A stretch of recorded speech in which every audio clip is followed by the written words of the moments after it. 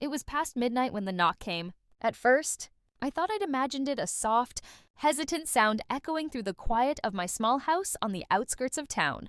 The rain had just stopped, and the scent of wet earth drifted through the open window. I sat motionless in the dim glow of a lamp, my book forgotten on my lap.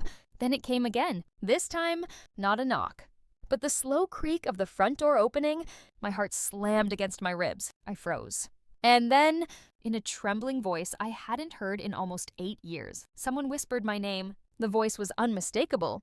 Ava. The girl who had once been my whole world, vanished without a word the night before our wedding, for years. I'd convinced myself she was gone forever, swallowed by distance, by silence, by the pain of loving someone who didn't stay. I'd tried to move on, throwing myself into work, rebuilding a life from the ashes of what we once had. But in that single whisper, the years melted away. I turned slowly toward the doorway, my pulse pounding in my ears. She stood there, drenched by the rain, wearing a dark green coat that clung to her shoulders. Her hair, now shorter, streaked with faint silver strands, framed a face I once knew better than my own.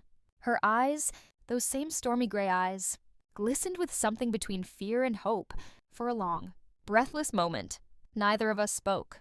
The only sound was the ticking clock on the wall and the faint drip of water from her sleeves onto the wooden floor. I shouldn't have come, she finally said, her voice breaking like fragile glass. But I didn't know where else to go. It took every ounce of willpower not to let the anger or the relief spill out. I wanted to shout. I wanted to ask why she had left, why she had broken me so completely. But all I could do was stare, torn between the ghost of the past and the fragile woman before me.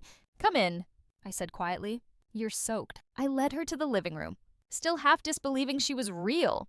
I handed her a towel, my hands trembling slightly. She took it, murmured a soft thank you, and sat down by the window. The rain had started again, light and rhythmic, tapping against the glass. For a while, we just listened, two strangers sitting in the ruins of an old love story. Then she spoke. I didn't disappear because I stopped loving you, she said. Eyes fixed on the dark sky outside, I left because I was scared. My father was sick. Ethan. He'd lost everything after the company went under. The debts. They came after me. I didn't want you dragged into that. I clenched my fists. You could have told me. We could have faced it together. She shook her head. I thought I was protecting you. I thought leaving was the kindest thing I could do. Her words hung heavy in the air.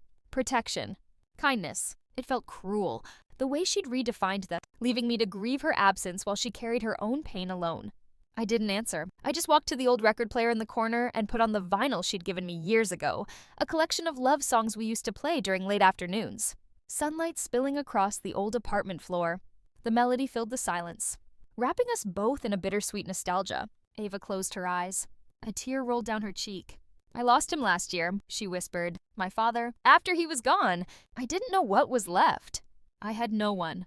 But then I saw your name again. She looked at me, searching my face. I saw your photo in the local paper. You were helping rebuild the community center after the flood. And I thought, if you could forgive the storm, maybe you could forgive me. I turned away, my throat tight. I'd spent years learning to let go of her memory. I told myself that forgiveness didn't mean reconnection, that some doors should stay closed. But now here she was, standing in that doorway, fragile and lost, just like the first time I met her. We sat in silence for a long time, the sound of rain and the crackle of the record filling the space between us. I poured 2 cups of tea, just like old time. She wrapped her hands around the mug, her fingers trembling slightly. Do you remember the park by the river? She asked suddenly. I nodded. Of course, I did. That's where we'd first met. I was sketching by the water, and she had dropped her scarf into the river trying to feed the ducks. I'd fished it out with a branch, and she'd laugh, saying I looked like some kind of hero from a forgotten story. That laugh had become the soundtrack of my world. She smiled faintly. It's still there. I walk past it sometimes.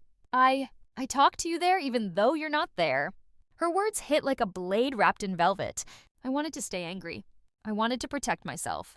But the truth was, I'd never stopped waiting. Not really. Even when I pretended to move on. Some quiet, stubborn part of me still listened for her knock. The hours slipped by, and dawn began to bloom beyond the rain-streaked windows. The gray of night gave way to the faint gold of morning. She looked exhausted, her head leaning slightly against the couch. You can stay, I said softly, just for a while. until you figure things out." Her lips trembled. "Thank you." I walked into the kitchen, my heart heavy and strange. I didn't know if I was doing the right thing. Forgiveness was never simple. It wasn't a key that unlocked the past, just a light that made the darkness less unbearable. Over the next few days, we settled into a quiet rhythm. She helped around the house, cooked breakfast, and planted flowers in the small garden out back. I caught her humming sometimes, the same tune from the old record. Slowly, the walls between us began to soften, but I also noticed the sadness that never fully left her eyes. One evening, as the sun dipped behind the hills, she sat on the porch with a worn envelope in her hand. "What's that?"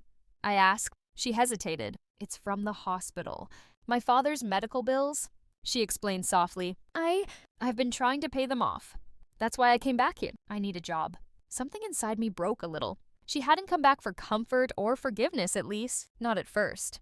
She'd come because she had nowhere else to go. But then again, maybe that didn't matter. Maybe we all come back to where love once lived when the world turns cold. I reached for her hand. "We'll figure it out," I said quietly. "Together this time." Her eyes filled with tears. "I don't deserve that kind of kindness." "Ethan." "Maybe not," I said, smiling faintly. "But kindness isn't about deserving. It's about choosing."